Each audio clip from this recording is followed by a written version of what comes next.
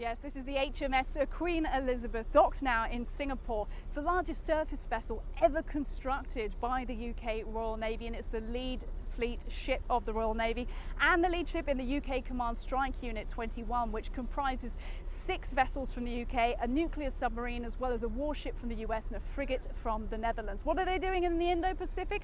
They're upholding, they say, the democratic values of certain countries, as well as ensuring safe navigation of vital trade routes through this part of the world. Now, I've spoken to Commodore Stephen Morehouse, who is the commander of the strike unit, and got a little bit more information from him. So the military is just one strand of it, but I think it's really important. We've seen in other areas of the world where actors want to stymie the flow or interrupt the flow of trade, and I think it's really important that merchant vessels and traffic can move from A to B to go about their business. They can trade.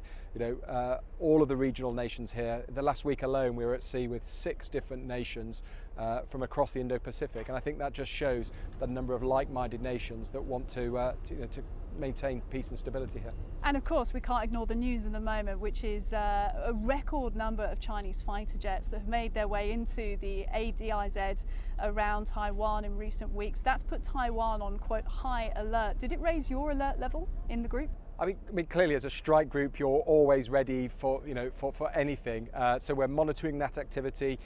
We can see it happening. It happened at a long range from us. I say the South China Sea is a big area of water, so we're alive to it happening. Our passage through interaction was safe and professional. There was nothing untoward aimed at the strike group, but absolutely alive to what was going on in and around Taiwan, and the lines coming from the governments about peaceful resolution of differences there. And what would you say to observations that the UK is very, very far from Singapore, from the Indo-Pacific? Does it really need a role here? I think we need a role in lots of different locations around the world, but the role is not 365 days of the year an aircraft carrier. This has been one period. We've been here, we're operating. I've absolutely no doubt we will come again. We've signalled our increased persistence with 2 other warships that have come and are going to base themselves in this region on a persistent basis. So the footprint will increase. My first ever deployment in the Royal Navy was 24 years ago, was the last time an aircraft carrier came here, which was the handover of Hong Kong.